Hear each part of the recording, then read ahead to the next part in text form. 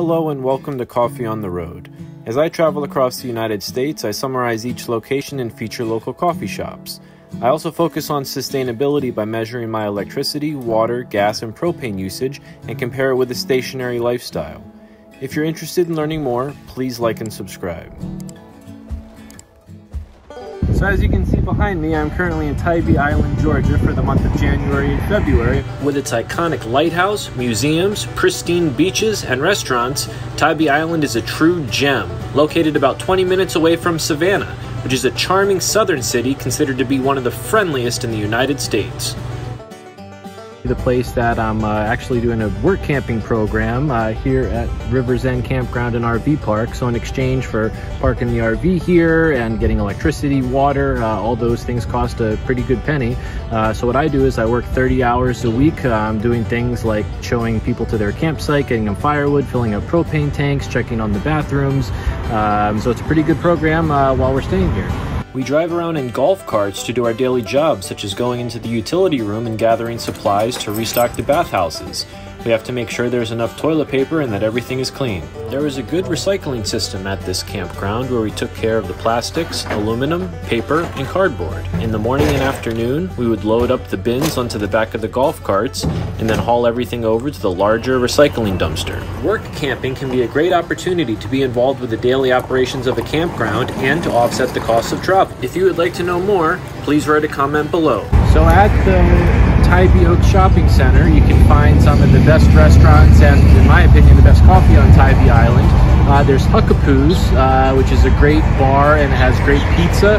It's kind of like the mainstay here of Tybee Oaks. But there's also several other kinds of stores here, and I love to shop local and support local businesses here on the island. You can buy anything ranging from cigars to hot sauce. You can do art classes where you can paint ceramics. It's a really cool place to check out. So while you're here in Tybee Island, make sure to come and shop at Tybee Oaks. So we're here at the Tybee Art and Coffee Bar, about to talk with Beth, the owner, but in my opinion, this is the best coffee on Tybee Island. My name's Beth, and I'm one of the owners of Tybee. Tybee Island, it's about 20 miles out from east of Savanah. Well, it's the end of the road. It's the end of Highway 80. Okay. Well, I was involved in a small coffee shop in Atlanta about 20 years ago, and moved here. And Tybee didn't have a coffee shop, and over the years they've had a few that come and gone, and we decided in 2013 it was time to give it a go ourselves and start a coffee shop, and it's been well received and a lot of local support. We've been going strong ever since. Maybe 25 years, and it's the little shops over there, and the really anchor for the whole area here is Huc-a-poos. And it's a bar behind us, and it's Peach Harbor. It's a family-friendly dive bar. So all the locals hang out. It's a huge, tourist attraction too. People love to hang out there when they come to visit the beach. And it's a perfect partner to have to be next to. Here at Huc-a-poos, as you can see behind me, it's a pretty cool dive bar, island style. It's got great pizza and beers. The menu here is pretty great. It's got tons of different pizzas. It's got desserts. They have wraps. And on the island, I think it's the best bang for your buck, as at the time of this recording, you can build your own massive slice of pizza for $5, and that includes as many toppings as you want. So pretty much an entire meal worth of pizza for $5, and the beers are also very reasonably priced. So while you're here in Tybee Oaks, make sure to come to Huc-a-poos, but remember, don't forget the Tybee Art and Coffee Bar. I'm a fan of cold brew, and we make a great cold brew here.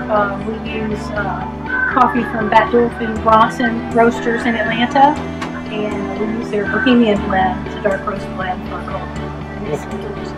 And especially the Tybee tap water with it, it makes it it's just really good. So we just use the toddy system, where we steep it overnight, but we do big batches because we do larger volume than we would at home, obviously. So we have like a 5-gallon setup, and we steep it overnight, and it's easy and it's good. And yeah, well, we're fortunate. I mean, Batdorf, the coffee that we get from them, it's so good that we, it makes our job a lot easier. We don't have to make it it speaks for itself. It's very good.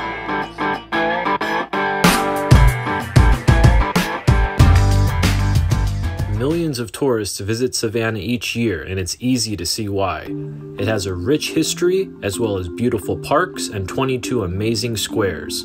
On a nice day, you can walk through the entire city. So Savanah's parks and squares are some of the most iconic landmarks of their city. But here where I'm standing in Chippewa Square is perhaps their most famous. As some of you may know, this is where they filmed the iconic Forrest Gump park bench scene where he tells his life story to multiple guests that come up throughout the movie.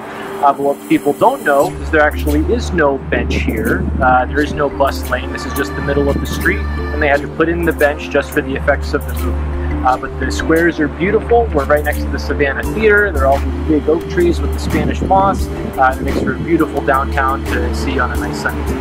So Savanah has a diverse culinary scene in addition to the delicious coffee, such as this restaurant that I'm in called Flock to the Walk that specializes in awesome dumplings. So I'm here at the Coffee Fox, the best coffee in Savannah, Georgia, where the manager Josh Cook is going to tell me a little bit about the store, and then he's going to make me some of their most delicious drinks. I love so much when people make Coffee Fox their first stop when they get into town, because we get to hopefully set the tone for their time in Savannah.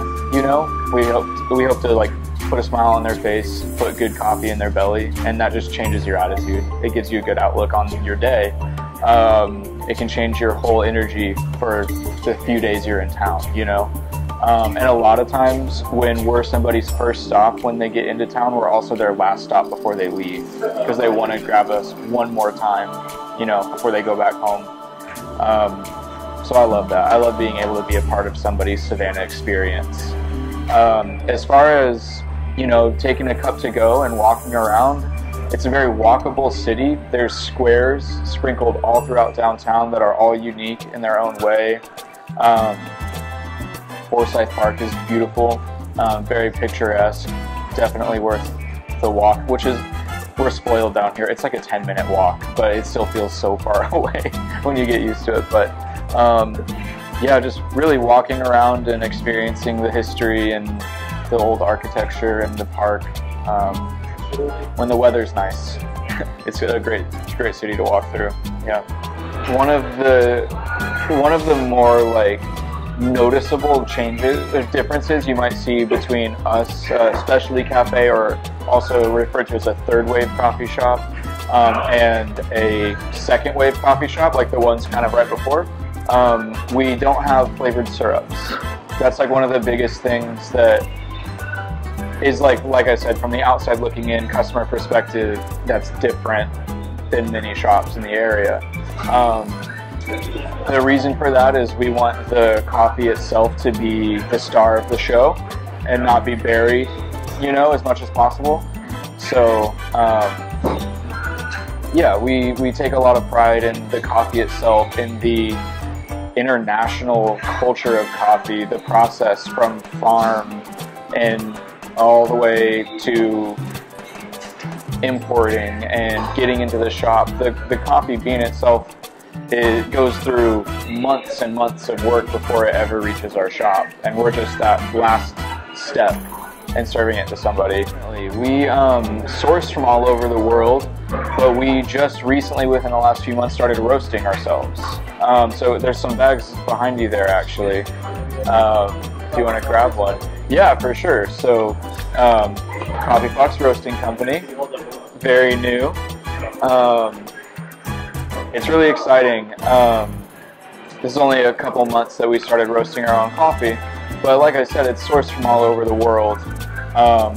And this is a blend, the Flywheel Espresso is a blend of primarily Brazilian, and it has a little Ethiopia in there as well. We have a coffee from Selva Negra, which is in Nicaragua. We like sourcing Rwandan coffees and Guatemalan coffees. So really all over the world. From farms, sometimes they're small family farms, sometimes they're larger. But every single bean in any cafe across the world is handpicked by somebody. And I think that's really special. And we try to represent a care and respect for that.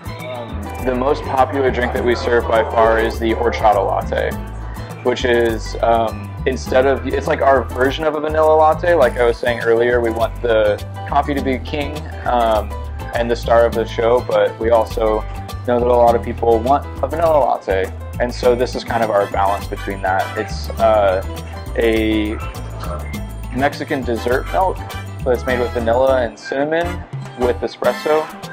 Instead of using like an artificial sweetener, you know? It's really, really popular. It's really good. How can it not be good? It's vanilla and cinnamon. Yeah, so this is a Victoria Arduino Black Eagle. It's actually the Boston Expo 2019 special edition. So this is a limited out of 30. Number 9 out of 30 got the Boston special edition down here, which is kind of silly, but also it's a really cool espresso machine to work on. We really love it.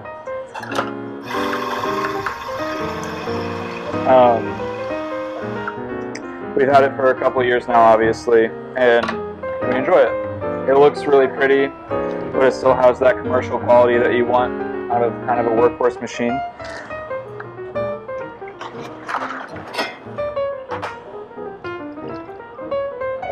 So like I said, yeah, with the Horchata Latte, we use a milk that we make instead of a flavored syrup. So we make the milk every day. We make usually about 6 to 8 gallons a day because we go through it fairly quickly.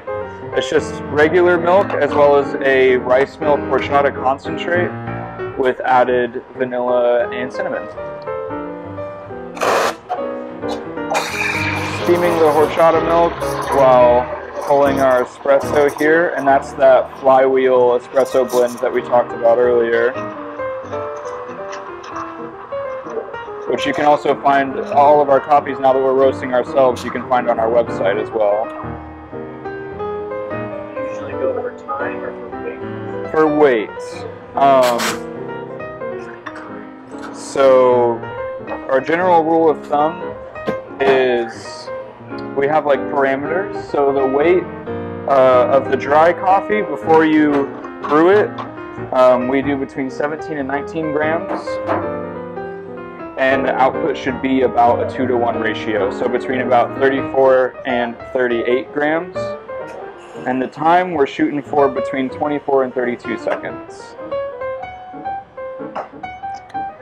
So here we go for the Horchata Latte.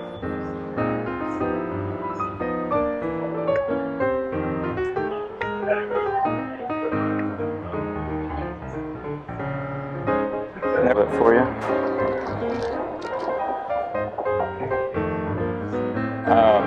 Another one of my favorite drinks is the Espresso Tonic, which is like a coffee cocktail kind of, just tonic water and espresso over an orange peel. Very, very simple to make, but really effective flavor profile. So we're going to now make the Espresso Tonic. Like I said, it's a very simple drink in concept, but it delivers very strongly on the flavor front. So we're going to start with Fever Tree tonic water and do that over our ice in glass. And then next we need an orange peel.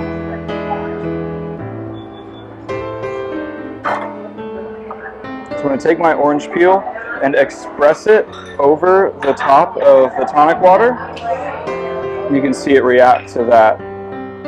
All the juices and oils of an orange peel are on the outside of the peel. So you want to do it peel facing your drink. Then we're going to give it a quick brush around the rim and set that aside for a moment. And now we just need to pull our shot, which I'll do over on this side for you.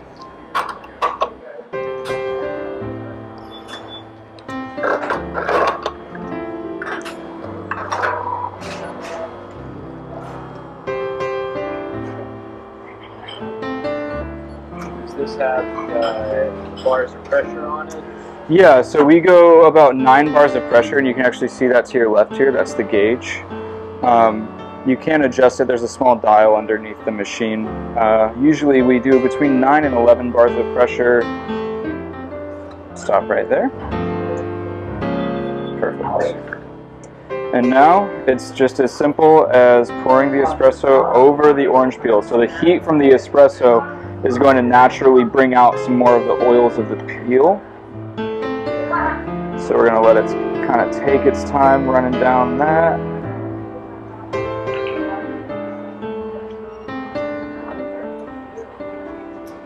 That looks awesome. There you have it. Very, like I said, very simple but effective. And you'll see how it's still kind of separated. A mistake that a lot of people make unknowingly is mixing it too quickly and it'll explode like a baking soda, vinegar, science experiment. Because the heat from the espresso and the carbonation don't really get along, so it'll foam up and react very strongly. But as it cools, it'll kind of settle and start naturally mixing a little bit. And eventually you can mix it yourself and hope that it won't bubble up too bad. There you go. Yeah, that's the Espresso Tonic.